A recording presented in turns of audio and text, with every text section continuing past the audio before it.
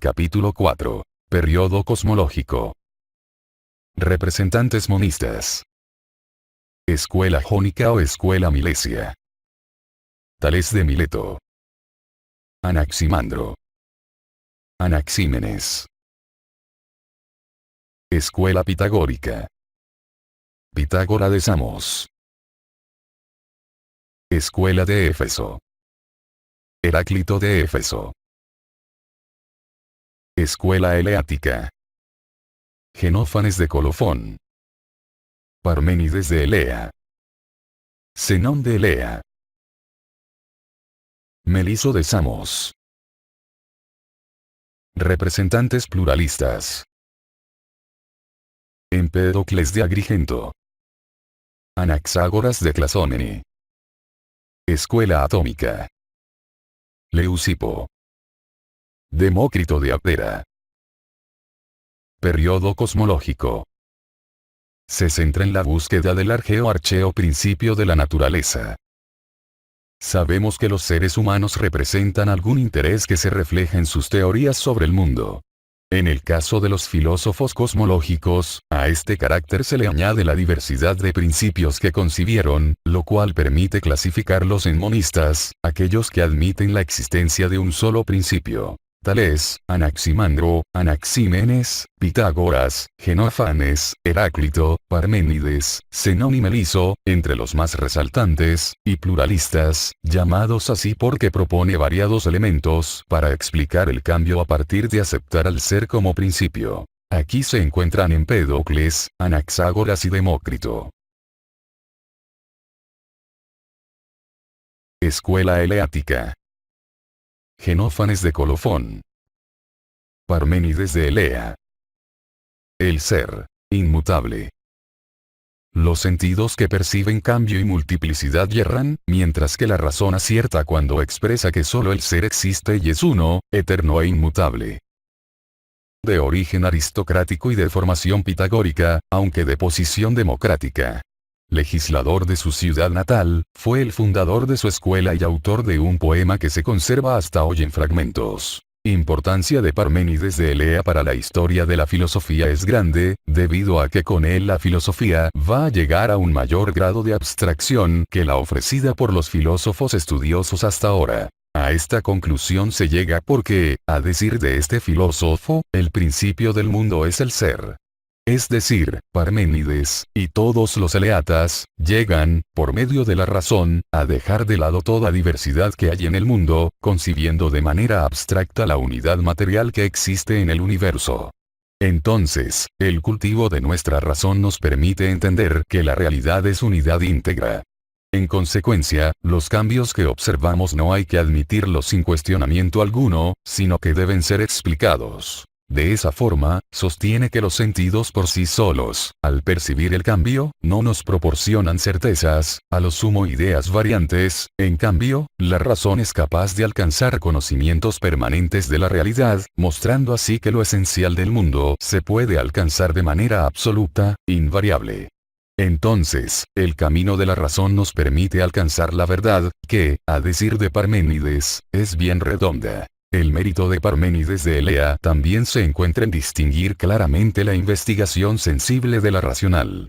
Ello a pesar de que este filósofo las muestra como antagónicas. Así, la investigación sensible, o vía de la opinión, doxa en griego, aunque muestra las opiniones comunes de la gente, permite ilustrar al hombre no cultivado los conocimientos alcanzables mediante la investigación racional, o vía de la verdad o de la ciencia, episteme en griego. El camino de la razón, entonces, nos permite comprender al ser en toda su magnitud, en su máxima positividad y actualidad. De ahí que este filósofo sostiene que esta vía nos permite comprender que el ser es y es imposible que no sea. Ello nos permite deducir que todo lo que es necesariamente existe. Luego, el no ser, que es lo mismo a decir la nada, es máximamente negativo, no existe. Por lo tanto, es absurdo pensar siquiera en el no ser, ya que, si lo pensamos, se convierte instantáneamente en algo que es, siendo por ende ser. De ahí la expresión de Parménides, pues es lo mismo pensar y ser.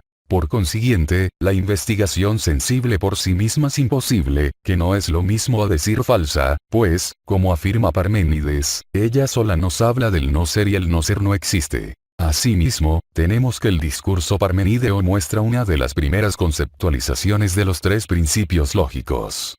De esa forma, el principio de identidad, A igual a, se vislumbra en su expresión lo ente es, y el de no contradicción A se distingue en su frase lo que es no es posible no ser. En el caso del principio del tercero excluido, este axioma se nota en sentencias como el todo ser es necesario no, y también en eso no es. Por lo tanto, tenemos que la razón nos indica que el ser es. Para fundamentar esta tesis, central de su pensamiento, propone diversas consideraciones demostrables a través del método de reducción al absurdo. Este procedimiento consiste en demostrar que una conclusión es verdadera a causa del sinsentido que sería afirmar lo contrario. El ser es ingénito e imperecedero, es decir, no ha sido engendrado ni desaparecerá. Puesto que si fuera lo contrario, procedería o acabaría en un no ser. Pero esto es absurdo porque el no ser no es. Por lo tanto, el ser es único. El ser es presente, es decir, sin pasado ni futuro. Puesto que el pasado es aquello que ya no es, mientras que el futuro no es, todavía. Pero esto es absurdo porque el no es indica no ser. Por lo tanto, el ser siempre es. El ser es entero y compacto, es decir, nada le falta. Puesto que, si le faltara algo, ese algo no sería, lo cual es absurdo porque sabemos que el no ser no existe. Por lo tanto, es perfecto en todas sus partes, semejante a una esfera. Luego, finito, indivisible e inmóvil. Todas estas formulaciones hacen que Parménides sea considerado el fundador de la ontología y uno de los precursores de la lógica. Tenemos entonces que Parménides nos señala que el ser existe eternamente. Ahora bien, a partir de las propuestas de Parménides, la filosofía, y, por extensión, el pensamiento occidental, llega a un punto respecto del cual es imposible retroceder. Imposible porque este filósofo afirma la gran importancia de la razón para acceder a lo real, al ser. Y con esto, surge una distinción más clara entre los campos materialistas e idealistas. La contradicción básica de la filosofía. Los pensadores idealistas considerarán al ser como lo no material, mientras que los pensadores materialistas considerarán al ser como lo material. El enfrentamiento entre los partidarios de uno y otro campo tienen como paradigma la lucha ideológica entre Platón y su contemporáneo Demócrito. Enfrentamiento que reflejaba la oposición de las clases sociales que representaban la aristocracia y la democracia, respectivamente. De ahí que es correcto nombrar al campo idealista el partido de Platón, y el campo materialista el partido de Demócrito. Sin embargo, a pesar de que los primeros tomarán partido por la ciencia y los segundos por la religión, tanto materialistas como idealistas estarán de acuerdo con que la verdadera comprensión de la materia y del espíritu se hace utilizando la vía del intelecto. Esto sin desmerecer, claro está, la función básica de los sentidos, pues Parménides, y el resto de filósofos en la historia, parte sus investigaciones de su percepción del mundo, y ello, naturalmente, se realiza con la sensibilidad. Pero la información sensible se desarrolla hacia su conversión racional con el fin de aprender al ser de la realidad. Recuerda que, según Parménides, la vía del saber seguro es la del razonamiento riguroso. Esta vía nos da la verdad, la cual es que lo existente existe, el ser es, y lo no existente no existe, el no ser no es. La tesis contraria está perdida de antemano. Zenón de Elea. Meliso de Samo.